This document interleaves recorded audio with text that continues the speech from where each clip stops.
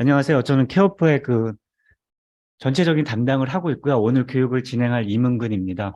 예, 앞에서 말씀드렸듯이 오늘 교육의 내용은 한 번 들어서 알 수가 없어요. 그렇죠? 한 번 들어서 알 수 있는 일이 아니고요. 계속 반복해서 들으셔야 되고, 내가 들을 때마다 이해력이 달라질 거예요. 그건 뭐냐면은 내가 들을 때마다 수준이 높아지는 거예요. 그래서 오늘 교육은 혹시 제가 뭐 어려운 부분도 있지만 교육을 들으시면서 그게 맞는 것 같다. 그 정도만 이해하시면 됩니다. 네, 그럼 교육 시작하겠습니다.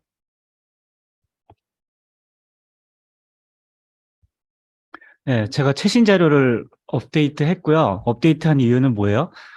평가 매뉴얼이 바뀌었잖아요. 평가 매뉴얼이 바뀌면 어떻게 해요? 평가 받는 기간도 평가 매뉴얼대로 하지만 올해 평가가 아닌 내년에, 내년에 평가받는 기간도 올해부터는 평가 매뉴얼대로 업무를 하셔야 됩니다. 네, 그래서 말씀드릴 거고요. 자, 오늘 교육의 내용은 뭐냐면요. 저희가 장기간 기간 운영하시면은 정말 알아야 될 내용이 너무 많아요. 그렇죠? 그 고시도 알아야 되고 근로기준법도 알아야 되고 평가 매뉴얼도 알아야 되고 공단 업무도 알아야 되고 어떻게 운영을 해야 될지 그리고 요즘은 뭐야 IT 기기도 써야 되고 예. 그런데 장기간 기간이 알아야 될 내용이 너무 많은데 우리 같은 데는 다른 사무원이나 그런 게 없는데 이런 걸 어떻게 해요? 다 근무하시는 분들이 다 이해를 하셔야 됩니다. 우리가 다른 데는 법을 몰라도 살 수 있지만 우리 일반 같은 사람은 법을 몰라도 살 수 있잖아. 근데 장기간 기간은 법을 모르면 운영을 할 수가 없어요. 왜냐면은 법에 이렇게 허점들이 있는데 이게 모르는 부분을 가지고도 우리가 한수를 당한 거나 그런 부분이 있거든요. 그러니까 실수라든가 몰라서 한수를 당할 수도 있으니까 고시라든가 법에 대해서 정확하게 이해를 하셔야 돼요. 근데 그 고시를 제가 전체를 다 설명을 할 수는 없고요. 중요한 부분만 설명을 하겠습니다. 그래서 기본적으로 장기간 기간을 운영하시면은 급여 비용 산정 방법, 그다음에 노인복지법 관련된 거를 어느 정도는 이해를 하셔야 됩니다. 두 번째로 아셔야 되는 게 뭐냐면요. 장기간 기간이 운영을 하려면 운영 기준이 있어요. 그게 뭐냐면 평가 매뉴얼인데 평가 매뉴얼을 거꾸로 얘기하면은 장기간 기간은 이렇게 업무를 운영을 하라. 그래서 공단에서 제시하는 평가 기준이 있어요. 저희가 평가 기준을 가지고 거꾸로 케어포라는 걸 만든 거예요. 그게 업무 매뉴얼이에요. 수급자가 들어오면 어떻게 평가를 하고 수급자에 맞는 급여 계획을 세우고 수급자에게 맞는 급여 계획에 따라 급여를 제공하고 그 급여 제공이 제대로 이루어졌는지 평가를 하고 평가를 해서 변경 사항이 있으면 새로운 급여 계획을 세우거나 반영을 하거나 어떤 사례일 하거나 이런 것들이 업무 매뉴얼이에요. 우리가 정기 점검을 한다든가 직원의 이게 평가 기준으로 되어 있습니다.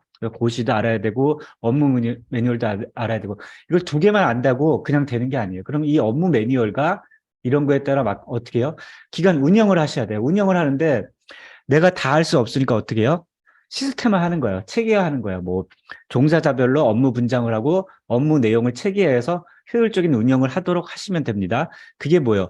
케어포에서 어느 정도 업무 분장을 해놨고요. 메뉴를 분리해놨어요. 그래서 그걸 사용하시면 되고요. 그리고 우리가 수작업을 하는 게 아니라 케어포는 뭐예요? ICT를 활용하는 거예요. 그러니까 온라인을 한다든가 종이로 기록하는 게 아니라 케어포에 기록을 해서 데이터가 흘러가고 데이터에 따라서 케어를 하는 겁니다. 그래서 이런 효율적인 거 우리가 뭐 문자 메시지를 보낸다든가 이런 뭐 현금 영수증 이체를 한다든가 보호자 앱을 사용한다든가 그다음에 뭐 터치를 한다든가 스마트폰 직원 앱을 한다든가 이런 거를 가지고 효율적으로 운영을 하셔야 돼요. 수작업 하는 것보다 효율적으로 운영을 하시고 업무가 분장이 돼요. 이게 다 맞아야지만 기간을 운영을 할 수가 있어요. 근데 또 중요한 건 뭐예요? 고시가 또 바뀌어요. 바뀔 때마다 또 이해를 해야 돼요. 뭐 선연차가 생긴다든가, 뭐 연차가 또 말소가 적용된다든가 여러 가지. 그래서 매년 교육을 들으셔야 돼요. 평가도 어떻게 돼요? 평가가 바뀌면 또 새로운 업무가 생기는데 그 평가 매뉴얼만 제시를 하지 공단에서는 평가 매뉴얼을 제시를 했는데 이걸 보고 어떻게 하라는지 그 기준을 얘기해 주는 데가 없어요. 그래서 저희 나름대로 케어포에서 그 기준을 제시하고 효율적으로 운영하게끔 교육을 해드립니다. 자, 케어포에 대해서 말씀드릴게요. 뭐 앞에서 말씀드렸듯이 케어포는 뭐예요? 저희가 ICT 기술을 활용해서 케어포라는 웹페이지를 만든 거고 거기서 관리를 하는 거예요. 그래서 체계적인 급여 업무 프로세스를 제공하는 거고요. 우리가 케어포에서 또 기본적으로 서비스하는 게 뭐가 있어요? 우리가 PC에서 케어포를 쓸 수 있지만 직원용 앱이 있어요. 앱을 가지고 어떻게 해요? 개별적으로 종사자가 뭐를 할 수 있어요? 급여 기록을 할 수가 있어요. 급여 기록을 할 수도 있고 뭐요? 뭐 사진을 찍는다든가 할 수도 있고 태그를 할 수도 있고요. 그다음에 또 뭐가 있습니까? 보호자에 대한 서비스를 강화하기 위해서 보호자 앱을 만들었어요. 물론 뭐예요? 보호자 앱은 보호자한테 설치해서 어떻게 돼요? 보호자하고 서비스를 강화하는 거예요. 네, 기관하고 보호자하고 면회를 예약한다든가 상담을 한다든가 어르신이 즐거운 사진을 보낸다든가 거꾸로 보호자가 집에 있는 뭐 손자 사진이라든가 영상을 올려서 본다든가 이런 기능들이 있습니다. 그래서 케어포가 많은 기능이 있어요. 이거를 직원 앱도 사용하시고 보호자 앱도 사용하시고 케어포에 있는 PC에 있는 활용도 다 활용하셔서 100% 활용하시면은 아주 효율적입니다. 예, 근데 뭐 80% 사용하는 데도 있고요. 그냥 가장 기본적인 거는 급여 제공자가 매일 급여 기록을 하는 최소한 그거는 하셔야 됩니다. 예, 또 뭐가 있냐면 태블릿 PC 터치 요양급여가 있어요. 이거는 주야간에서 많이 안 써요. 예, 시설에서 좀 이렇게 그 스마트폰 쓰기 힘들 때 태블릿 PC를 갖다 놓고 하나 놓고 왔다 갔다 하면서 쓰는 겁니다. 그리고 저희가 출퇴근 관리라고 있어요. NFC 출퇴근 관리라고 출퇴근 관리가 객관적으로 좀 해야 되잖아요. 그 근무 종사자 관련돼서 객관적으로 할 수 있는 방법이 방문 요양에서 태그 찍듯이 직원이 들어오면은 출근이라는 거에 태그를 찍게끔 이렇게 만든 게 NFC 태그입니다. 뭐 그 외에 케어포를 보시면 여러 가지가 또 있습니다. 뭐 저희가 케어포를 잠깐 보시면은 잠깐만요. 제가 말씀드릴게요. 그 외에 뭐가 있냐면 스마트 요양원이라고 있어요. 스마트 요양원은 뭐냐면요. IoT를 활용해서 어르신을 케어하는 거예요. 이거는 뭐 시설에서 많이 쓰는 거고요. 그리고 또 홈페이지 서비스가 있고 재무회계가 있고 이렇게 되어 있습니다. 케어포는 뭐 2014년부터 처음에 저희가 시설급여 개발했고요. 그다음에 주야간보호를 개발을 했는데 현재는 뭐 주요간 대부분이 많은 부분들이 한 기간 전체 60% 이상이 케어포를 쓰고 있고요. 요즘에는 대부분 개업을 하면서 그러니까 주요간보를 차리면서 처음부터 전산화를 하고 있습니다. 뭐 시설은 그래서 주요간보 설치 업체가 더 많고요. 시설은 더 적습니다. 시설은 그 전산화하기에는 좀 어려워하시는 분들이 많아요. 요양보호사님들이 나이가 많아서 그런지 어려워하는데 나이하고는 상관이 없습니다. 실제로는 스마트폰을 가지고 있으면은 누구나 할 수 있다고 보시면 됩니다. 자, 제가 앞에서 말씀드렸듯이 뭐예요? 저희가 케어포를 제 마음대로 만든 게 아니에요. 그렇죠? 기준이 있어요. 기준이 뭐예요? 일단 기본적으로 평가 매뉴얼이 가장 많이 들어가요. 그래서 어떻게 돼요? 평가 매뉴얼에 대해서 반드시 알아야 되고 평가 매뉴얼이 무엇을 뜻하는지 전체 흐름이라든가 평가 매뉴얼에서 원하는 급여 업무를 아셔야 돼요. 그 외에 또 뭐가 있어요? 네. 장기간 급여 제공 및 급여 비용 산정 방법에 돼 있죠. 여기서 뭐예요? 월 기준 근무 시간을 준수한다든가 뭐 본인 부담금을 어떻게 계산한다든가 이런 법들이 있습니다. 물론 뭐 위에 복지법이라는 건 장기요양법은 뭐 당연히 아시는 거고 그걸 기준으로 설치가 됐고요.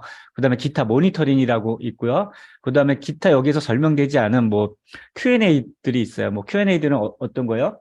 뭐 코로나로 인해서 어떻게 된다든가 온라인 한다든가 해서 이런 기준들을 다 아셔야 돼요. 기준들을 아셔갖고 저희가 기준을 기반으로 장기요양 업무 매뉴얼을 만들었고요. 제가 오늘 교육하는 게 업무 매뉴얼이고요. 그 업무 매뉴얼에 뭐예요? ICT 기술을 합쳐서 케어포를 만든 거예요. 그러니까 케어포라는 거는 쉽게 말하면 누구나 똑같은 업무를 하는 거예요. A 기간, 그러니까 수급자가 A 기간을 가던 B 기간을 가던 종사자가 A 기간을 가던 B 기간을 가던 업무는 똑같다는 거예요. 그래서 표준화된 급여 서비스라고 그렇게 보시면 됩니다. 물론 케어볼을 안 쓰시고 수작업을 하더라도 수작업이 아닌 다른 시스템을 쓰더라도 업무는 똑같아요. 단지 뭐예요? 그걸 기록하고 접근하는 방식 그 차이가 있습니다. 그 차이가 뭐예요? 사용자가 쓰기 쉽게 정리하고 그다음에 다양한 기능을 만든 게 그런 시스템이 좋은 시스템이라고 보시면 됩니다. 넘어가겠습니다. 자, 케어포에 대해서 간단히 말씀드리면요. 케어포는 PC에서 사용이 가능해요. 그죠? PC에서 사용이 가능하죠. 여긴 뭐예요? 인터넷만 되면은 어디서든지 사용이 가능해요. 무슨 얘기냐면 집에서도 가능하고요. 외국에서도 가능해요. 어디서든지 인터넷만 되면 쓸 수가 있습니다. 예.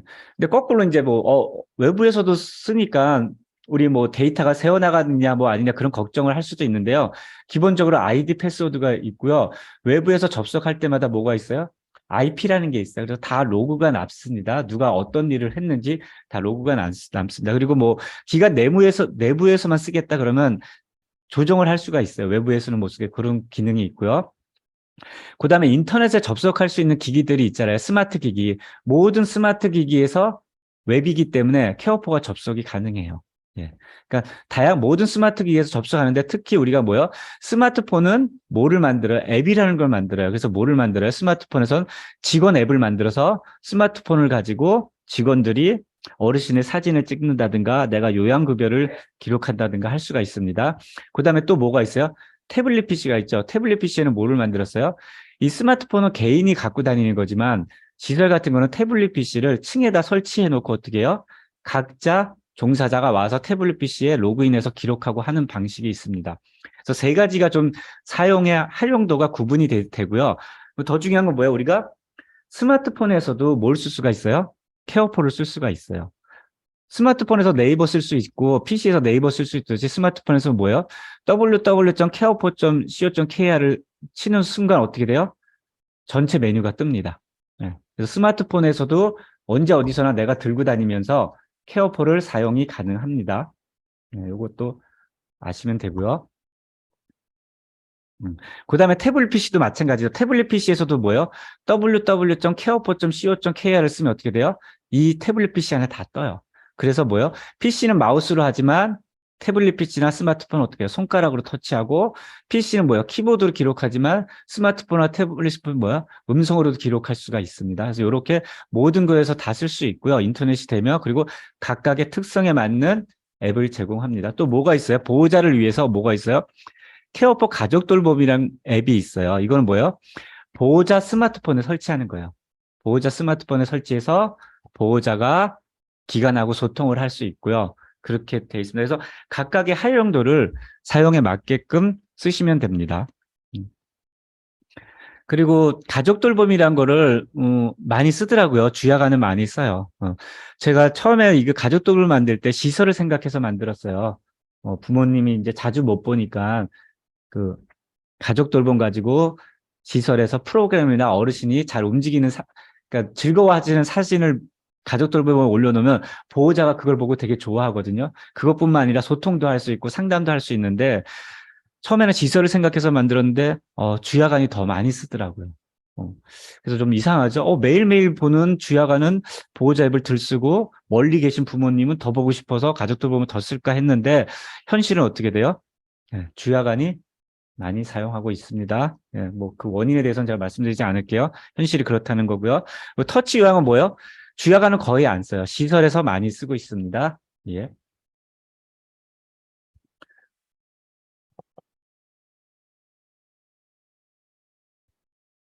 자, 그래서 또 말씀드리면 스마트폰 활용은 어떻게 해요? 급여 제공자가 급여 기록을 하죠. 그래서 뭐 저희가 뭐 스마트폰에 보면 뭐가 있어요? 사진 올리기라는 게 있죠. 그 사진 올리기가 뭐예요? 어르신의 사진을 찍어서 우리가 수급자 정보 같은 거 보면요. 이렇게 사진을 올릴 수 있죠. 사진을 올릴 수가 있습니다. 사진만 올리는 게 아니라 또 뭐가 올릴 수 있어요? 그 스마트폰으로 찍는다는 거는 이 인정서 같은 것도 찍어서 올릴 수가 있습니다. 그래서 기본 정보에다가 아, 예를 들면 여기 사진이 안 올라갔는데 이렇게 사진을 스마트폰으로 찍으면 바로 올라가고요. 서류 관리는 뭐예요? 스마트폰에서 사진을 찍어서 올리면은 일로 다 올라오는 거예요. 그래서 이 수급자가 들어올 때 인정서라든가 뭐 인정서, 뭐 개별 이용 계획서라든가 장기 이용 계획서라든가 뭐 가족관계 증명서 이런 서류를 스마트폰에서 찍어서 관리할 수 있고요. 물론 어르신 사진도 되고요. 이런 용도가 있습니다. 또 직원 서명 기능이 있죠. 스마트폰에서 직원 서명을 통해서 할 수도 있고 요번에 저희가 바꿨죠. 그 교육을 하게 되면은 저희가 그 기존에 뭐 서명 가져오기는 좀 도용의 오용이 있어 갖고요. 직원이 참석했을 때 서명하면 직원 앱에서 요청이 가서 직원이 바로 서명을 하거나 승인할 수 있는 기록이 있습니다. 네, 그리고 뭐가 있어요?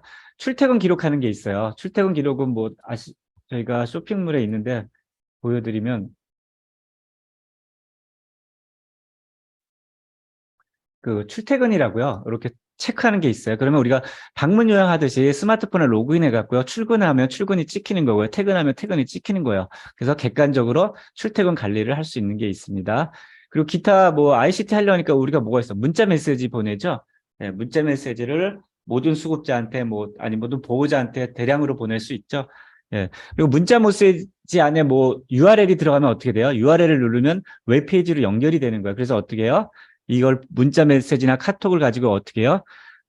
우리가 뭐 수가가 변경되면 수가 변경 안내서를 보낸다든가 본인 부담금이 변경되면 본인 부담금 그 청구서, 명세서를 보낸든가 다양한 게 내용을 보낼 수가 있습니다. 그리고 또 우리가 외부 연동하는 게 뭐 있어요? 입금시킬 때 저희 케어포 보시면 이따가 다 그 실증할 때 설명을 드릴 텐데 현금 영수증 하는 것도 있고요. 자동이체 서비스도 있고요.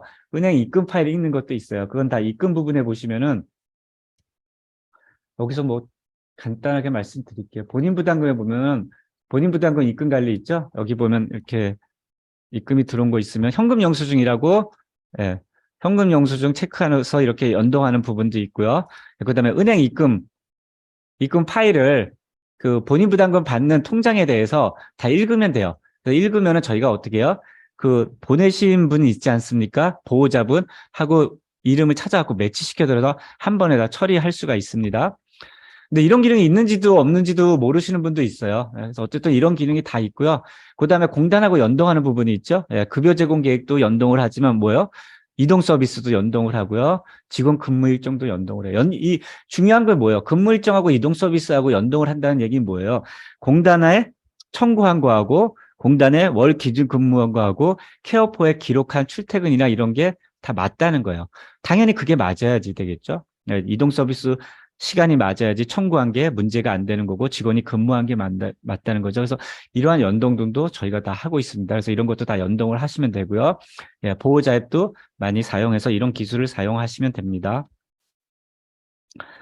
자, 수작업하고 시스템하고 케어포하고 제가 좀 차이점을 말씀드리고요. 이 차이점을 기반으로 잘 사용하시길 바랍니다. 일단은 수작업은 뭐예요?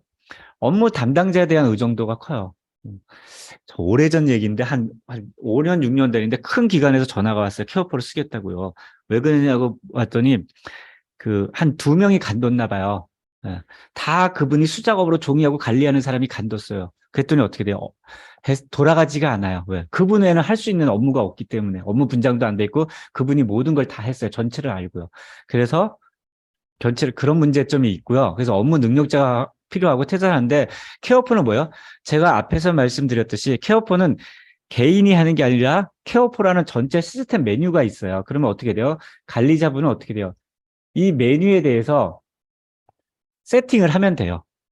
수급자가 들어오면은 누가 하고 업무 분장과 업무 매뉴얼하고 각각마다 요양 보호사가 매일매일 제공한다. 이동 서비스는 이동 서비스를 제공한 사람이 확인을 하고 기록을 한다. 간호는 간호가 제공한다. 그럼 이렇게 업무 분장을 하고 매일매일 급여 제공자가 급여 기록을 한다. 그리고 어떻게 해요? 일정도 잡고 이동도 이런 거를 업무를 세팅을 해 놓으시면은 누가 빠지건 간에 누가 들어오든 간에 그 시스템 업무에 따라서 처리가 할 수가 있어요. 그래서 중요한 건 뭐예요? 수작업을 하던 전산화를 하던 뭐예요? 업무 분장과 시스템화가 체계화가 되어 있어야지만 시스템이 기능으로서 자동으로 돌아갑니다. 예. 뭐 자료 손실도 없죠. 그리고 자료 데이터 일관성을 보장하죠. 자료 데이터 일관성을 보장한다는 전제는 뭐예요? 그날 일을 그날 기록하셔야 돼요. 그러니까 이동 서비스 했다 그러면 그날 이동 서비스를 기록을 하셔야지만 어떻게 돼요? 그 다음에 급여 기록을 가능한 겁니다. 근데 이런 게 수작업은 알 수가 없어요. 이동 서비스를 했는지 안 했는지 데이터 흐름이 없으니까 어? 오시지도 않았는데 급여 기록을 할 수도 있고 왔는데 안 왔는지도 알고 시간도 모르고 그런 부분이 있습니다. 물론 경제성도 있지만 경제성보다 더 중요한 게 뭐예요? 업무의 효율이에요. 네, 그래서 시스템의 절차에 따라 케어포 절차에 따라 업무 분장을 하고 매일매일 급여 제공자가 기록한다. 이게 가장 기본적인 업무예요. 제가 보니까 주야간은 90%? 한 95% 이상이 거의 매일매일 해요. 네. 시설 같은 경우는 이동 서비스가 없기 때문에 좀 몰아서 하는 경우도 있지만 주야간은 매일매일 급여 제공자가 급여 기록을 하십니다. 네, 이동 서비스 하시고. 그리고 케어포 기능을 100% 활용하라. 제가 말씀드렸죠. 직원 앱도 있고 연동하는 부분도 있고 보호자 앱도 있고 홈페이지도 있고 그 케어포에 있는 모든 서비스를 활용하시면 됩니다. 예. 그래서 급여 제공자가 매일매일 급여 기록을 한다. 급여 종사자는 케어포 업무 분장에 따라 직종별 업무를 매일매일 수행하고 일, 주, 반기 이런 등의 업무를 어떻게 해요? 세팅을 해놔야 되죠. 이거를 주기적으로 수행을 하시면 됩니다. 예. 그리고 관리자의 설정에 따라 종사자는 업무 설정을 한다. 그다음에 이런 활용을 한다. 하시면 되고요. 평가는 어떻게 돼요? 전산 시스템을 통해서 평가를 받기 때문에 별도로 출력하거나 그렇게 하실 필요가 없습니다. 다 이해하시죠? 예, 다 이해하시고, 저는 제가 개요를 말씀드리니까 큰 줄거리만 들으시면 되고요. 예, 이따가 그 외부 강사님이 오셔서 할 때는 그 강사님이 쓰시는 거 케어포를 하나하나씩 열어서 말씀드릴 거고요. 저는 큰 줄거리만 말씀드리겠습니다. 자, 인력 배치 기준 아시죠? 그죠? 입소자 수에 맞는 인력 배치 기준을 해야 된다. 그러면 당연히 내가 요양보호사가 어르신 몇 명 다 몇 명, 그걸 다 아셔야 되고요. 그럼 입소자 수에 대해서 알아야 돼요. 입소자 수를 어떻게 산정하는지를 아셔야 돼. 예. 입소자 수 산정이라는 거 케어포에는 있긴 있어요. 근데 이게 어떻게 이루어지는지 다 아셔야 됩니다. 제가 다 설명을 못 드려요. 자, 그리고 직원으로 인정받기 위해서는 어떻게 돼요? 근무 인원 1인당 월 근무 시간을 하셔야 돼요. 이거 당연히 아시는 거겠죠? 저희 케어포에 직원 일정 관리에 다 나오는 거고요. 예, 그리고 어떻게 해요? 그 직원으로 인정받기 위해서는 또 뭐예요? 신고한 직종으로 실근무해야 돼요. 다른 일을 하면 안 돼요. 네. 물론 이동 서비스는 하셔도 상관이 없습니다. 이동 서비스는 종사자 누구나 하셔도 상관이 없습니다. 물론 일부 내가 뭐 급식을 하는데 조리원이 안 나와서 일부 도움을 줄 수 있는 것도 할 수 있어요. 근데 전적으로 맡아서 그 일을 하시면 어떻게 돼요? 실제로 근무 안 한 거로 인력이 안 된다는 거예요. 네, 이런 뜻이 다 있는 겁니다. 예. 그리고 어떻게 돼요? 이렇게 우리가 직원이 월 기준 근무를 했다는 거 하기 때문에 근무 일자 및 출퇴근 시간이 있어야 되고 내가 어디 휴가를 뭐 어떤 경조사를 해서 보냈다 그러면 경조사에 대한 근거 자료가 있어야 되고요. 교육이나 출장에 대한 교육 자료가 다 있어야 됩니다. 그래서 근무 인원수 산정 방법이라고 있어요. 세부 사항에 뭐 경조사는 며칠을 쓰고 뭐 시설 대표자이면서 시설장은 연간 휴일 10일을 써야 된다. 이런 거 아셔야 돼요. 만약에 내가 대표자인데 시설적인데 그냥 연차를 썼어. 그것도 모르고. 그럼 어떻게 돼요? 한 수다 가는 거예요. 그래서 이런 걸 다 아셔야 됩니다. 자, 그리고 이동 서비스에 보시면요. 이 고시에 나온 내용이에요. 주야간 보호 이동 서비스 비용은 주야간 보호를 이용하는 수급자에게 장기 요양원 등이라고 붙었기 때문에 장기 요양원 등이라는 건 뭐예요? 주야간에서 일하는 종사자 다 얘기하는 거예요. 그러니까 등이기 때문에 누구나 어떻게 해요? 이동 서비스를 가능한 거예요. 예. 그래서 수급자의 실거주지에서 장기요양 기간으로 장기요양의 수급자가 실거주절 이동 서비스를 제공한다고 산정한다는 거죠. 저희 체크하는 거 있죠. 실거주지라고. 그래서 이런 고시 기준에 의해서 다 만든 겁니다. 자, 미이용이라고 이것도 있어요. 이것도 정확하게 아셔야 돼요. 제가 한 5년 전에는 지방에 갔는데 지금은 그렇지 않아요. 아니, 미이용이를 안 받는 기간이 있어요. 그래서 미이용이를 왜 안 받냐 그랬더니 아니 수급자가 나오지도 않았는데 왜 받냐고 따진다고. 아직 고시에 있는데 그걸 안 받냐고. 받으셔야 된다고. 그거 안 받으면은 감면이라고. 예, 고시에 뭐요? 수급자의 알선이나 감면 행위를 하면 안 되거든요. 정확하게는 받으셔야 돼요. 요즘은 다 받을 거예요. 예. 전에 한 5년 전, 3년 전은 그랬습니다. 미이용이라는 건 뭐냐면요. 수급자의 본인 사정으로 이용하지 아니한 날. 그러니까 나오기로 약속을 한 거예요. 적기 통보가 돼 있거나. 그랬는데 나오지 않았어요. 그러면 어떻게 해요? 기간이 손해잖아요. 그래서 이날은 어떻게 해요? 월요일부터 토요일까지 5일 범위 안에서 50%를 받을 수가 있습니다. 근데 자, 우리가 또 여기 뭐가 있냐면요. 이 문구가 뭐냐면요. 천재지변, 수급자 입원 사망 등 주야간 보호 기간 폐업 지정 취소 등 업무 정지 부득이한 사유로 급여를 이용하지 못한 경우에는 월 5일의 범위 내에서 이용 일수에 포함할 수 있다. 어렵죠? 이게 무슨 말이냐면요. 우리가 미이용을 했어요. 그럼 우리가 그 15일 이상 했을 때 가산을 받는 것 있잖아요. 그러면 15일이 안 되는 거예요. 하루가 빠지면. 근데 이때 어떻게 해요? 수급자가 병원에 갔거나 입원 병원 일로 못 하셨다 그럴 때는 이 미용일을 어떻게 해요? 이용일수에 포함해서 한도를 가산을 받을 수가 있습니다. 네, 이게 어디에 있냐면은 이따 미용일을 설정하는 부분이 있어요. 그쪽에 다 나와 있습니다. 예, 그 고시를 말씀드리고요. 예. 자, 이 5일, 제가 이게요. 미용일 중 5일을 범위해서 월한도의 수가 산정을 위한 이용일수에 적용이 가능하다. 이런 내용이 다 고시에 있습니다. 근데 이게 그 말인지 어렵죠. 예, 고시 어려워요. 근데 이걸 누가 설명해 주는 사람이 없죠. 예, 그래서 어느 정도 이해하셔야 됩니다. 넘어갈게요. 자, 그게 이 얘기예요. 또 한 번 더 말씀드립니다. 한도의 추가 산정.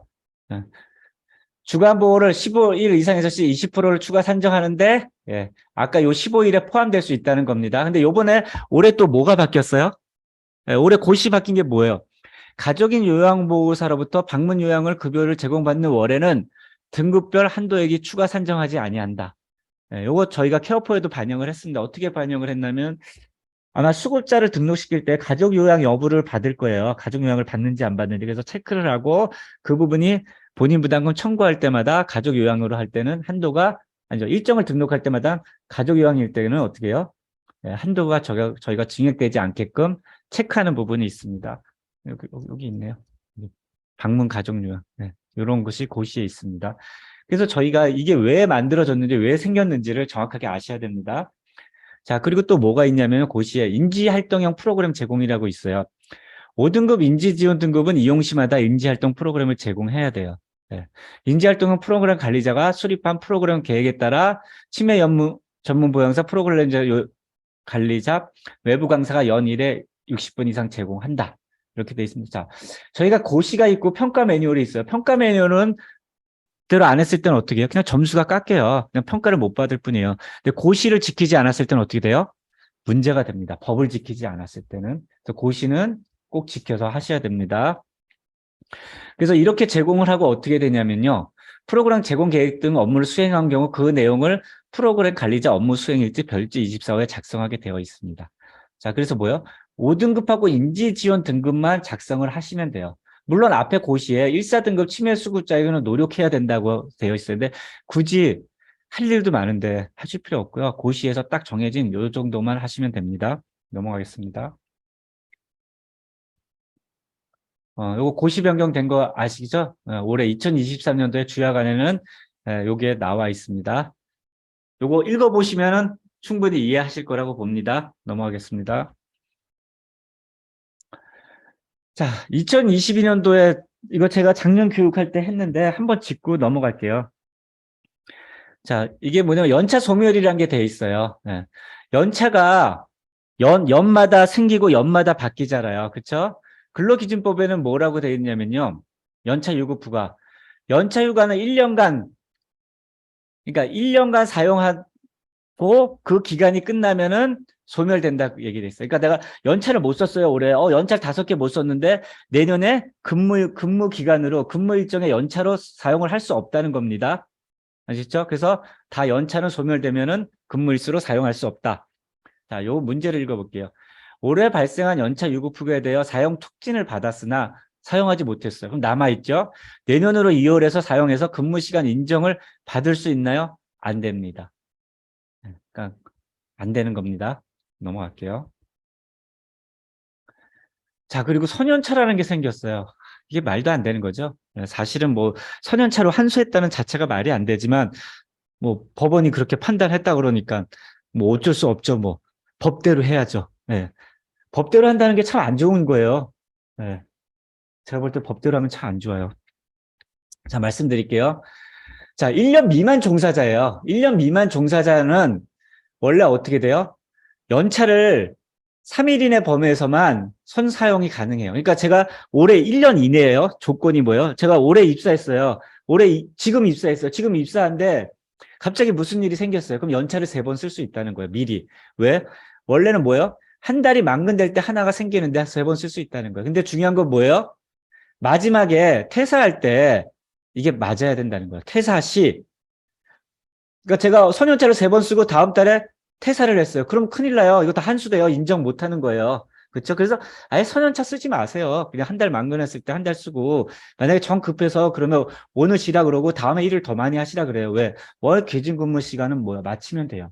내가 하루 8시간 일할 거 하루 10시간. 예, 이동 서비스를 더 늦게까지 한다든가 이렇게 해서 맞추면 됩니다. 자, 문제를 읽어볼게요. 근무기간이 1년 미만인 종사자가 기간에 요청하여 연차 휴가를 미리 사용하였습니다. 1년 미만인 종사자가요. 미리 사용했어요. 이 경우 근무 시간을 인정받을 수 있나? 네, 인정받을 수 있어요. 그죠? 그렇지만 뭐예요? 인정받으려면 조건이 또요. 미리 사용한 연차가 퇴직 전은 퇴직 또는 적은 일수 열차 발생하는 경우에 인정됩니다. 그러니까 미리 인정이 되지만 퇴직을 할 때 어떻게 돼요? 퇴직할 때까지 봐야 돼요. 퇴직할 때 발생한 것보다 더 많이 썼다 그러면 어떻게 돼요? 인정이 안 된다는 얘기입니다. 네, 이해하셨죠? 네, 넘어가겠습니다. 뭐 유급후의 근무이율은 저희가 케어포에 해놨고요. 이거는 요거 읽어보시면 되고 이거는 2021년도에 나왔기 때문에 제가 많은 설명을 드렸고 시간이 지나서 넘어가겠습니다. 자, 평가 고시에 대해서 간단하게 말씀드릴게요. 그러면 내가 언제 설치됐고 언제 평가를 받고 또 언제 받는지 알 수가 있어요. 평가는 어떻게 됐냐면요. 고시에 뭐라고 나왔냐면요. 평가 개시 전년도까지 설치된 장기 요양 기간이에요. 그럼 올해 2023년도가 평가 기간이죠. 전년도까지 설치된 장기 요양 기간이 평가를 받는 겁니다. 예. 그래서 뭐 중간에 빌 수도 있어요. 1년 정도는 빌 수도 있어요. 만약에 올해 생겼으면 2025년도에 받자는데 3년치를 받잖아요. 올해 걸 안 받을 수가 있습니다. 자, 근데 제가 급여는 어떻게 해요? 짝수 홀수로 나눠서 하죠. 올해가 2023년도는 뭐예요? 제가 짝수를 받아요. 그리고 내년도에는 홀수를 받습니다. 예. 그리고 평가를 한 다음에 뭐예요? 3년마다 평가를 하고 수시평가를 다음 해요. 왜냐면 등급을 못 받은 데가 있으면 수시평가를 또 해줘요. 예. 그렇게 한 번씩 할 수 있습니다. 근데 우리가 2021년도에 코로나 한 번 연장이 됐습니다. 예. 그래서 이렇게 해서 내가 언제 받고 내가 언제 설치됐으면 어떻게 받는다를 다 아실 수가 있습니다. 자, 평가는 뭐예요? 제가 평가 교육은 한번 말씀드렸고 했지만 평가는 중요한 게 뭐예요? 평가 잘 받는 기관한테 물어봐요. 평가 어떻게 잘 받았어요? 비법이 뭐예요? 하면 모든 기관이 하는 말이 뭐냐면요. 평가 매뉴얼대로 해라. 예, 그게 가장 기본이에요. 그리고 뭐예요? 응대자가 응대를 잘해야 된다. 예, 평가는 어떻게 돼요? 매뉴얼이 나와 있어요. 문제가 나와 있기 때문에 그대로 하시면 돼요. 물론 평가를 잘 받을 수 있는 약간의 기술이라든가 뭐 테크닉 예, 그런 것도 있습니다. 넘어가겠습니다. 이건 평가 교육이 아니라서요. 자, 평가는 어떻게 되냐면 이것도 아셔야 돼요. 내가 평가받을 때 어떻게 되냐면 평가 개시 30일 전까지 어떻게 돼요? 계획을 공고한다 그랬죠. 저희가 어떻게 됐어요? 평가가 어떻게 돼요? 이게 고시에 나와 있는 거기 때문에 공단은 이대로 하셔야 돼요. 보건복지부 고시에 나와 있기 때문에. 그래서 작년에 어떻게 했어요? 노인 장기요양 롱텀 케어에다 어떻게 공고를 했어요. 장기요양 홈페이지에다 공고를 한 거예요. 그래서 우리가 30일 전에는 할 수 있다는 거죠. 평가 매뉴얼이 바뀌는 거. 물론 내년에 홀수 받는 기간은 어떻게 돼요? 또 평가 매뉴얼이 나와요. 거의 제가 볼 때는 거의 비슷하게 나올 거라고 생각을 해요. 그러니까 짝수 홀수지만 내년에도 또 나와요. 또 바뀔 수 있는 게 있어요. 예. 근데 요번에 바뀐 게 뭐냐면요. 작년부터 바뀌었어요. 시설의 하반기 안내를 해줘요. 예, 이거 되게 좋죠? 이거 안 해주면은 하반기에 받는 기간은 어떻게 해요? 맨날 평가 업무해요. 예. 그리고 어떻게 돼요? 평가가 올해는 2월부터 받죠. 근데 어떻게 돼요? 상반기에 받는 기간은 어떻게 해요? 그냥 랜덤으로 해요. 무작위 추첨을 한다는 거예요. 그래서 뭐예요? 운이 좋으면 2월 달에 평가받아요. 예. 운이 나쁘면 하반기 11월 달에 받을 수도 있어요. 올해 하반기 11월 달에 평가받는 기간은 힘들 거예요. 맨날 평가 준비할 거예요. 차라리 빨리 받는 게 낫습니다. 그리고 어떻게 해요? 평가 전 7일 전에 통보를 하기 때문에 7일 전에 우리가 뭔가 할 수 있는 여유가 있어요. 7일 전에 할 수 있는 일들이 있어요. 현장이라든가 평가 날에 하는 것들이 있습니다. 예, 그래서 요거요. 면담 관찰 시간은 어떻게 해요? 평가 시점을 하게 되니까 7일 전에는 요거를 중점으로 하시면 돼요. 관찰을 하실 거 아니에요. 우리가 뭐 올림픽이나 그럴 때 다 심사위원들이 잘 보자. 그날만 열심히 하는 것들이 있습니다. 이런 자료는 제가 그 케어포에 공지를 한번 했습니다. 아시겠죠? 케어포에 보시면은 여기 보시면요. 제가 이 자료 다 만들었고요. 어딨나요? 평가 관련돼서 네, 여기 다 자료를 했어요. 이거 한번 읽어보세요. 여기 뭐 자료, 교육 자료, 동영 기록 자료, 유선 관찰, 현장 자료, 평가 조서표, 항목 지원 이걸 다 만들었으니까 제가 이제 모든 자료를 다 오픈하고 하니까 다 보시면 됩니다. 예, 이제 평가가 어떻게 돌아가는지 아셨고요. 자, 그럼 2023년도에 평가 매뉴얼이 새로 생긴 게 있어요. 이거는 평가를 받던 안 받던 올해부터는 뭐라 그랬어요? 짝수건 홀수건 간에 주야간 보호 기간은 누구나 이렇게 평가 매뉴얼을 중심으로 일을 해야 돼요. 왜냐면 내년에 받는 홀수 기간도 평가 공고된 연도에 따라서 직원 권익 보호를 올해 했는지, 예, 감염병 관리를 올해 했는지, 급여 제공 결과 평가를 2023년도에 했는지도 다 본다는 거예요. 그래서 짝수 기간도 미리 해야 되지만 홀수 기간도 올해부터는 이 업무를 하셔야 돼요. 근데 틀린 점은 뭐예요? 홀수 기간은 내년에 평가니까 이게 뭐예요? 연일이니까 올해 1월부터 12월 달까지 해야 되지만 올해 평가를 받는 기간은 어떻게 돼요? 평가 전에 하셔야죠.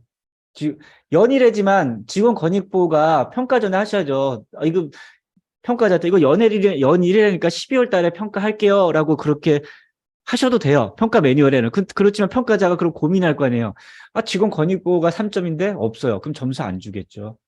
그래서 올해 평가받는 기간은 평가일 전에 하세요. 직원 권익번호, 뭐 감염병 관리 이것도 좀 어렵겠죠. 감염병 관리도 당장 하려 그러면 전문 업체랑 계약을 해야 되는데 최소한 계약이라도 해놔야겠죠. 급여 제공 결과 평가는 뭐예요?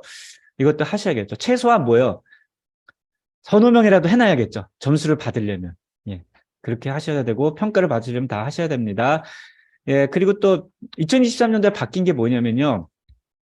뭐 해당 급여 지원이라 그랬어요. 해당 급여 지원이 당연히 작성자가 되는 거예요. 해당 급여 직원이 작성자가 되는 건데 이건 당연한 건데 이걸 왜 썼을까 하면은 옛날에 저한테 이런 질문이 왔었어요. 아니 외부 강사가 와서 그 프로그램을 하는데 외부 강사가 작성을 하게 해달라고 자꾸 하는 거예요. 그래서 저는 아니 외부 강사가 프로그램을 하더라도 그걸 왜 외부 강사가 하느냐 종사자가 작성을 해야 된다 그랬거든요. 근데 그분이 공단에 물어봤대요. 그러니까 공단 직원이 뭐 그래도 되겠죠 그랬는데 그분하고 제가 했어요. 저는 말이 안 된다. 그래서 제가 안 해줬거든요. 네. 실제로는 네. 해당 급여 종류자가 해야겠죠. 그게 저는 상식이라고 생각을 해서 안 했습니다. 예, 근데 그런 요청이 전에 계속 있었어요. 예. 그래서 제가 그랬죠. 아니, 외부 강사자가 하면은 누가 참여했는지 어떻게 아느냐.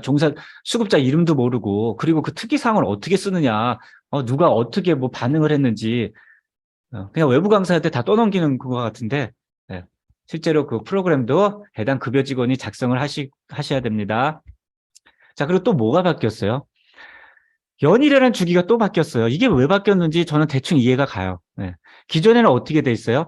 그러니까 2020년도 1월부터 평가계획 공고월 전까지는 어떻게, 그러니까 2022년도까지는 어떻게 되냐면 연일에는 365일 기준으로 확인하며 추가 30일간의 유예를 준다. 이 말이었어요. 그죠? 평가면은 아직. 근데 올해는 어떻게 바뀌었어요? 우리가 연일에 하는 업무를 뭐로 바뀌었어? 1월 1일부터 12월 30일. 특히 요게 365일을 준다는 요게 뭐냐면요. 급여에 관련된 연일의 업무가 365일 플러스 30일에서 그냥 바뀌었어요. 네, 요 차이점을 제가 이따가 설명드릴게요. 뭐 유사하지만 이게 연일에 365일 기준으로 한다는 건 뭐예요? 작성일 기준으로 365일밖에 안 된다는 건 뭐예요? 쉽게 하면 매일매일 수급자가 들어오면은 365일 내내 해야 된다는 건데, 물론 요 30일간은 모아서 한 번에 할 수 있죠. 30일간의 유예를 할 수 있다는 거. 그렇게 해야 되는 거고요. 그렇지 않고 그냥 연일을 바뀌면은 매일매일 365명이 들어온다 그러면 작년에 365명 들어온 거를 올해 1월에 365명을 다 해도 된다는 얘기예요. 제 말을 이해만 하시면 돼요. 그럴 것 같다. 예. 그리고 반복해서 들어보시면 됩니다. 그리고 기타 뭐 이렇게 신설된 것도 있지만 또 조금씩 변경된 것도 있고요. 그 다음에 의료 폐기물이라고 삭제가 됐어요. 제가 전에도 교육을 했었어요. 의료 폐기물 처리 법이라는 것에 보면은 공동생활 가정하고 주야간 보호는 대상이 아니에요. 그러니까 의료 폐기물이 삭제됐다는 건 뭐예요? 의료 폐기물 대상 업체가 아니라는 거예요. 그냥 쓰레기통에 버리시라는 거예요. 폐기물을. 근데 뭐야? 감염 위험이 있잖아요. 우리가 어르신 상처를 한 거라 그러니까 덮개로 덮어놔라 그 얘기예요. 그래서 뭐 병원에 맡기거나 뭐 어디에다 처리하느냐, 처리업체에다 맡길 거냐 그럴 필요 없습니다. 자, 그러면 평가 메뉴를 공고되고 신설하고 변경된 게 있죠? 예, 요거 하시면 되고요. 삭제된 건 뭐예요? 삭제는 의료 폐기물이라는 거를 네. 그전에는 의료 폐기물을 의료 폐기물에 통에 관리해야 된다 그랬죠. 근데 삭제됐기 때문에 그전에 의료 폐기물 통일이 없어도 된다는 거예요. 그냥 뚜껑 있는 덮개가 있어도 된다는 거예요. 이 삭제 의미는 과거에 그렇게 했어도 지금으로선 그게 의미 없다. 그렇게 보시면 되는 겁니다. 네, 이거 넘어가서 간단하게 짚어볼게요. 뭐 이게 보완된 거예요. 검진일 판정의 발행일자가 급여 신 1년이라는데 당연히 검진일이 먼저겠죠. 그리고 검진이 되고 판정이 되고 그다음에 어떻게 돼요? 그걸 발행하겠죠. 근데 이거를 왜 신규 직원만 이렇게 했느냐? 그러면 건강검진을 받았다. 어저께 건강검진을 받았고 오늘 입사하면 안 된다는 얘기예요. 취지는. 확인을 하라는 거예요. 판정을 받아서 취지는 이 직원이 아무 문제가 없구나 확인하고 입사를 시키라는 거예요. 네. 그래서 그 취지입니다. 그래서 판정일까지 확인을 했다는 건 발행일자를 본다는 건 뭐예요? 이 발행일자를 기관에 제출을 했다는 얘기예요. 네. 그래서 팩스를 받았다면은 그 전에 제출을 해야 된다는 얘기죠. 예, 아시겠죠? 그 다음에 직원 권익보호에 대해서 신설이 됐어요. 신설이 된 게 뭐냐면요. 직원의 의견 및 고충 처리를 위한 고충 처리 절차를 마련해서 운영한다. 예. 자꾸 노인인 것만 권익이 아니죠. 수급자만 권익이 있는 게 아니라 직원도 권익이 있습니다. 모든 사람은 권익이 있는데 직원이 뭐 그런 것이 발생할 수가 있으니까 우리가 그래서 뭐 있죠? 직장 괴롭힘 방지처럼 여기는 조금 더 직원의 고충을 하라 해서 하겠어요. 그래서 뭐냐면은 고충 처리 절차를 마련하라 그랬어요. 그 문서 있으면 돼요. 케어프에서 만든 문서 하시면 되고요. 고충 처리 되다. 고충 처리가 발생한 걸 기록하시면 되는데 고충이라는 게 별거 아니에요. 그냥 의견. 이거 해줬으면 좋겠다. 뭐 그런 거 뭐 커피를 직원들이 실컷 멋있게 뭐죠? 커피 봉지를 사다 달라든가 뭐 더우니까 에어컨을 설치해 달라든가 어려운 거 아닙니다. 그리고 고충 처리함이 있어야 되네요. 예. 이거 있어야 돼요. 이게 언제 있어야 돼요? 평가 전에 있어야 돼요. 현장이니까. 지금 없어도 상관없어요. 평가 전에는 있어야 돼요. 네. 이게 현장의 문제점이죠. 근데 미리 하나 사두셔도 되고요. 입니다. 그다음 인권 침해 대응 지침을 마련하고 모든 직원에 대해 연일 이상 교육을 한다. 예. 인권 침해 대응 지침은 제가 만든 자료 그대로 쓰시면 돼요. 예. 거의 다 똑같아요. 예. 인권 침해 침수태도 제가 만든 게 아니라 여기저기 거 갖다 베껴서 만든 거예요. 뭐 제가 뭐 고충 처리 지침도 만든 거도 처음부터 만든 거랑 다 마찬가지예요. 이런 거 다 만들 수가 없어요. 다 자료를 가져다가 했으니까 그걸 가지고 교육을 하시면 돼요. 근데 뭐예요? 여기 말했죠. 제가 뭐예요? 평가 때 얘기했죠. 이게 조건이 맞아야 된다 그랬잖아요. 여기서 뭐예요? 모든 직원이 교육을 해야 돼요. 연일에 하시면 돼요. 그래서 요거 교육하는 거. 이따가 저희 강사님이 설명을 할 겁니다. 실제 케어페 어떻게 교육을 했는지요. 그래서 인권침해 대응지침 자료 있으면 되고요. 참석자 서명까지 하시고. 그리고 신설된 게 있잖아요. 전문 소독을 실시해야 돼요. 이게 전문 소독인데 사실 제가 전문 소독이라고 그래서 알아봤더니 전문 소독 업체는 그냥 신고만 하면 전문 소독 업체네요. 그냥 뭐 있죠? 장비만 갖추면 돼요. 소독약, 그 정부에서 인정된 소독약하고 뿌리는 기계 있죠? 그거 2개 있으면 되고 직원이 3명 이상, 뭐 사무실만 있으면 그래서 사실은 이게 전문 업체가 하지만 어쨌든 평가에 그렇다 그러니 소독업으로 신고한 업체랑 계약을 하셔야 돼. 방법이 없어요. 네. 그래서 전문 소독이 필수고 그리고 전문 소독이 뭐예요? 소독에 꼭 받으셔야 돼요. 살균, 살서를 포함해서 인정한다는 거예요. 당연히 살균, 살균, 살충을 했는데 살서는 어떻게 하는지 모르겠네요. 전문 업체가. 지약 놓고 가지는 않겠죠? 위험한데. 그거는 안 돼요. 지약 놓고 어르신이 드시면 어떻게 해? 치면은. 안 보이는 옷도 위험해요. 제가 볼 때 위험해요. 뭐 어쨌든 지도자는 잘 하시라고 하십시오. 예, 인정한답니다. 위험합니다. 예. 우리 강사님 기관은 지약을 놓고 갔는데 너무 위험해요. 그거 안 돼요. 예. 자, 변경된 게 있죠. 폐기물을 분리한다. 예, 제가 말씀드렸죠. 사용한 탈지면이나 붕대 거즈는 어떻게 돼요? 감염 위험이 있기 때문에 덮개가 있는 것을 하면 돼요. 이것도 어떻게 해요? 그날 있으면 돼요. 기록이 아니니까. 예. 자, 재난대피 훈련 관련 사진을 포함한 결과 보고 교육 일지 등을 확인함인데 조금 바뀐 게 뭐냐면요. 재난대피 훈련 관련 사진을 포함한 결과 보고가 있어야 되고 교육 일지 등을 확인한다 그래서 이게 뭘까 했는데 요거를 강사님이 이따 설명할 거예요. 예. 교육 자료는 첨부하고 내용은 결과 보고 요거 이제 강사님이 설명할 때 보시고요. 정확하게 바뀐 거는 결과 보고고 교육 일지가 추가됐다는 거고요. 자, 그리고 역량가가라고 이 자료 있어요. 케어포에서 만든 자료 있거든요. 이거 갖다가 그냥 쓰시면 돼요. 네. 저도 찾아갖고 갖다 넣은 겁니다. 다 만들었으니까 이거 그대로 쓰셔도 되고요. 기간 이름만 바꾸시면 됩니다. 그래서 기존님께 갖고 계신 게 혹시 옛날 건지 확인하시면 되고요. 자, 보호자회의 온라인으로 해도 돼요. 예. 앞으로 보호자회의를 온라인으로 해도 돼요. 그럼 어떻게 돼요? 카톡으로 초대하셔도 된다는 얘기예요. 오시라고 하지 않고. 예, 그래서 오프라인으로 해도 되고요. 인정하니까 카톡으로 하셔도 되고. 예, 참석자 서명은 뭐 필요 없겠죠? 예, 오프라인 예, 온라인을 할 때는 필요 없고요. 그 대신 뭐가 필요해요? 캡처해야겠죠? 내가 이렇게 한 거. 그래서 앞으로 카톡으로 불러서 하시면 된다고 말씀드리고요. 보호자회, 이거, 여기 있죠? 여기도 조건이 없죠. 그럼 보호자회를 몇 명이 해야 되느냐? 예, 그렇게 물어보는 사람도 있어요. 보호자회 몇 명이 해야 돼요?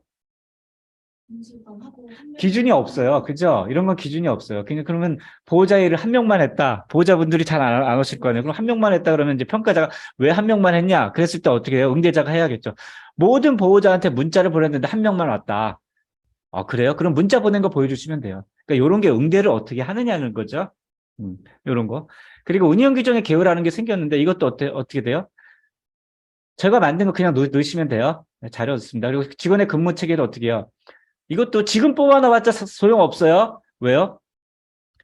예, 평가 때 그 직원이 그대로 있다는 보장이 없어요. 그래서 평가 전에 뽑아 놓으세요. 물론 알 권리를 위해서 매달 뽑아 놓으시면 되는데 뭐 현실하고 안 맞죠? 보호자들이 와서 이거 맨날 보나요? 네, 네, 보호자 코로나 때문에 못 오니까. 그렇지만 평가를 위해서는 해야 되는 게 있어요. 그러니까 서류적으로 해야 되는 게 있고 우리가 업무적으로 해야 되는 일이 있으니까 이런 거 미리미리 하시지 마시고 평가 전에만 하세요. 넘어가겠습니다. 전원이나 퇴소할 때 보호자와 급여 제공 종료 상담을 실시하고 연계 기록지를 작성한다. 예.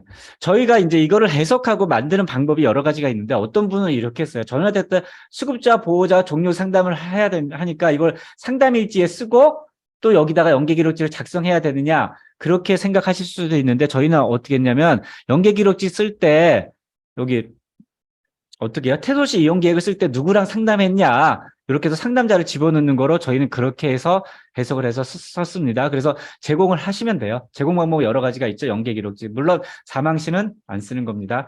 그 다음에 급여 제공 결과 평가 있죠. 이게 신설이 된 거예요.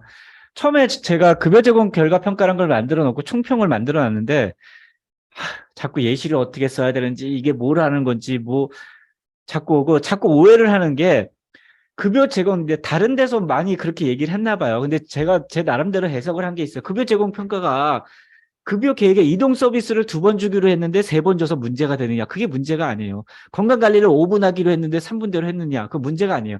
급여 제공 계획에서 양치질동, 부분동 이런 거는 그렇게 하겠다는 포괄, 우리가 뭐예요? 포괄 시급제지 그렇게 2번 했다, 3번 했다, 5분 했다 그거를 평가하는 게 아니라고 저는 생각을 해요.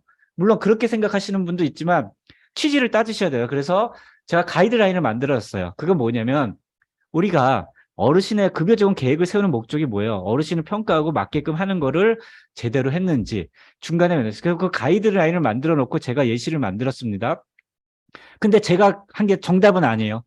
저 나름대로 기준을 만든 거예요. 그래서 그걸 체크해서 쓸 수도 있고 체크 안 할 수도 있어요. 왜냐면은 그거의 기준이 없으면 혹시 다른 방향으로 가는 분들이 많기 때문에 네, 그 기준을 이따 강사님이 보여드릴 겁니다. 네, 만들었습니다. 자, 급여 제공 결과를 반영하여 개별 급여 제공을 30일 내에 작성한다. 자, 솔직히 수급자가 10명이면은 급여 제공 계획 어르신의 상태가 막 바뀌고 변하는 사람이 몇 명일까요? 저는 뭐 많아야 10%, 많아야 10%. 네. 그래서 모든 사람을 하는 게 아니라요. 제가 거기 했잖아요. 상태 변화가 많은 사람들. 뭐, 급여 제공 계획에 뭐, 이동 서비스 도움을 2번 드리고 3번 드리겠다.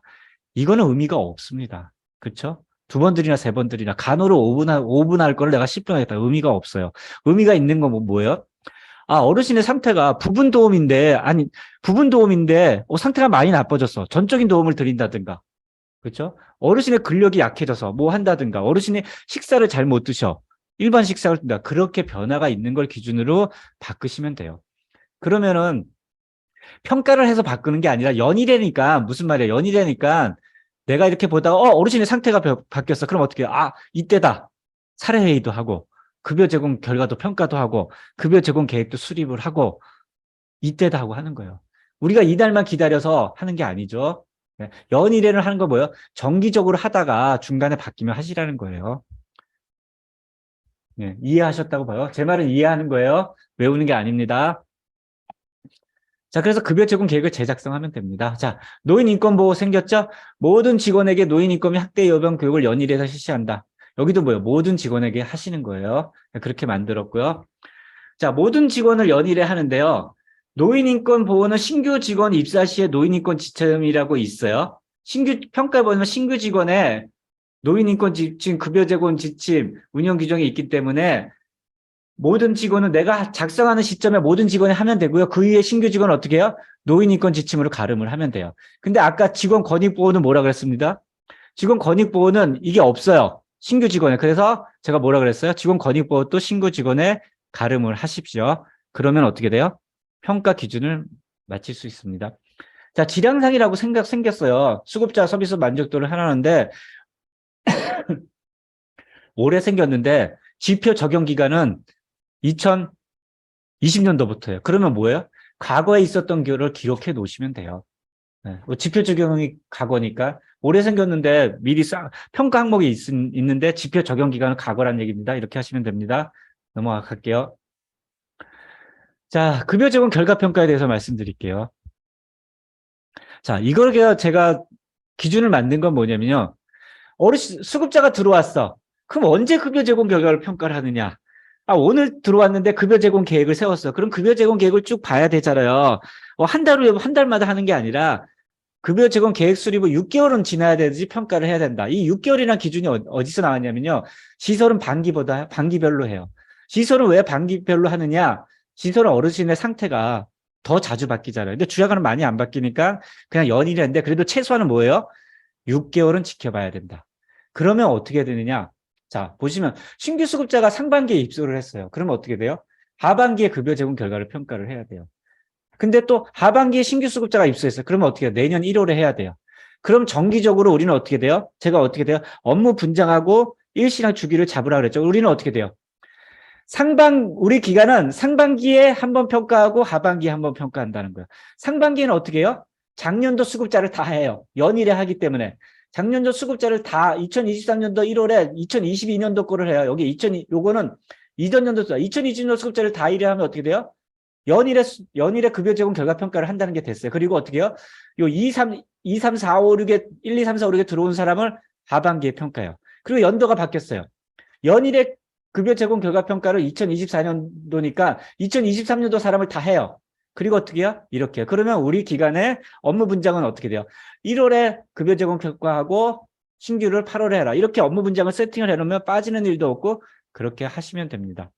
이게 제가 말씀드린 기준이고요. 물론 기간마다 방법이 틀릴 수가 있어요. 그렇지만 제가 하는 기준이 가장 효과적이라고 저는 생각하기 때문에 이렇게 말씀을 드리시는 겁니다. 자, 이렇게 하시면 됩니다.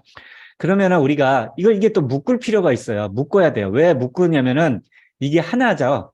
제가 뒤에 말씀드리겠지만 욕구 사정 낙사평가 욕착보가 인지지능 급여 제공 계획 급여 제공 결과 평가가 하나가 되는 거예요. 왜 하나냐? 연일의 업무이기 때문에. 단지 급여 제공 결과 평가를 하는 시점만 어떻게 해요? 이전 거, 6개월 이전 거란 겁니다. 자, 요거 이해하셨죠? 급여 제공 결과 평가는 내가 1월에 하고 왜 8월에 하고 이렇게 업무 분장을 잡는지 외우시지 마세요. 아, 그런 것 같아 하고 또 들어보세요. 넘어갈게요. 자, 그렇게 하시면 됩니다. 자, 그리고 어떻게 해요? 제가 아까 그랬죠? 직원 권익보 어떻게 하라 그랬어요? 네. 모든 직원이니까 케어퍼 기준은 없어요. 시행일자 참여할 때 이날 하요. 작성이 오늘 해요. 오늘 직원의 인권침해 대응 교칙을 합니다 하고 오늘 했어요. 2월 2일 날 오늘 해요. 오늘 하는데 오늘 참여 안 한 직원이 있어요. 오프인 직원은 어떻게 돼요? 모든이나 조건이 안 맞기 때문에 이 사람들을 불러다가 하시면 돼요. 그리고 시행일 1차에 참여하지 않은 시행일 일자는 어떻게 해요? 신규 입사 시 신규 직원의 어차피 있어요. 신규 직원 교육할 때 뭐 있죠? 급여 제공 지침 교육하죠. 운영 규정 교육하죠. 아까 뭐요? 노인 인권 지침을 할 때 인권침해 대응직도 넣으셔서 업무 분장을 해서 가름을 하시라는 겁니다. 넘어갈게요. 이거 다 아시는 거니까. 예. 자, 근데 이따 강사님이 설명할 텐데 교육 내용에는 인권침해 대응 지침을 쓰는 게 아니에요. 인권침해 지침은 자료가 똑같아요. 그죠? 매년 똑같은 자료니까 첨부만 하시고 교육 내용에는 오늘 침해 대응 지침을 교육했더니 직원들이 이런 얘기를 했더라. 뭐 어느 보호자가 전화해서 막 이러고 수급자가 맨날 하는데 이걸 좀 해달라. 그러면 오늘 직원 침해한 거에 대해서 그런 내용을 쓰는 게 맞습니다. 여기다가 매년 복사해서 인권 침해 대응 자료의 내용을 쓰는 게 아니라 이따 설명드리겠습니다. 마찬가지로 노인 인권도 마찬가지 형태로 하시면 됩니다. 말씀드렸죠? 넘어가겠습니다. 자, 그래서 기간대로 이렇게 업무를 분장을 하면 돼요. 저는 현장을 모르지만 제가 원장이라면 이렇게 할 거예요. 이렇게 급여 적용 결과 일단 1월 달에 해. 작년에 한 사람들.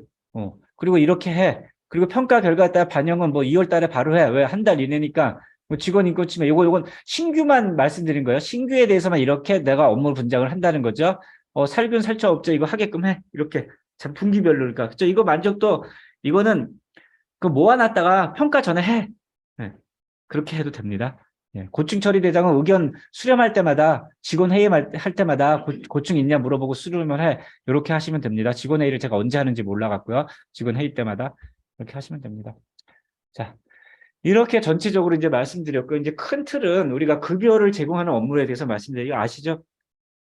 다 수급자 등록하시잖아요. 수급자 정보 아셔야죠. 뭐 인정기간, 급여, 뭐 개별 장기 이용 계획서, 뭐 그다음에 감명 이런 걸 가지고 다 정보 등록하고 이걸 가지고 어떻게 돼요? 서류를 확인하고 계약을 하잖아요. 뭐 계약하면서 어떻게 해요? 안전관리 설명을 해야 돼요. 14일 이내 안전관리 설명을 하시면 돼요. 네. 이것도 제가 그냥 이 설명에 설명자가 없기 때문에 제가 동영상으로 만들려고 준비를 하고 있어요. 그래서 틀어드리면 돼요.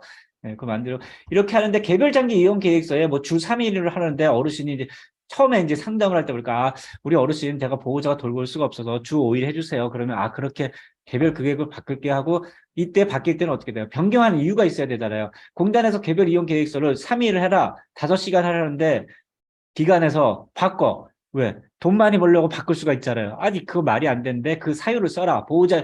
가장 중요한 건 보호자의 요청이 있어야겠죠. 내 맘대로 바꾸는 게 아니라. 그걸 쓰시면 되는 거고. 그리고 중간에 가다가 일정이 바뀌는 거는 그거는 여기다 쓰실 필요 없습니다. 이렇게 하신 다음에 수급자 들어오면은 연애하는 업무죠. 이 연이라는 게 이거예요. 이거 다요. 그냥 수급자 평가하고 어떻게 해요? 급여 제공 계획 수립하고 어떻게 해요? 급여 제공자는 매일매일 급여 제공하고 또 어떻게 연애 한번 급여 제공에 대해서 평가를 하시면 돼요. 네, 그리고 내가 급여 제공 평가를 했더니 이게 뭔가 좀 반영을 해야겠다. 그럼 급여에 반영하는 건 뭐예요? 세 가지 길이 있어요. 제작성을 하는 것도 있어요. 급여에 반영을 하려는데 어르신이 식사를 바꿔야 돼. 그럼 어떻게 돼요? 일로 가서 어떻게 해요? 욕구 사정의 식사를 일반식에서 죽식으로 바꿔야 돼요. 이렇게 했더니 이렇게 쭉 갔더니 이동도움을 바꾸려고 해요. 이렇게 가서 봤더니 낙상 위험도가 높아. 약을 드시고 보행이 불어요. 그럼 낙상 위험도를 평가를 다시 해.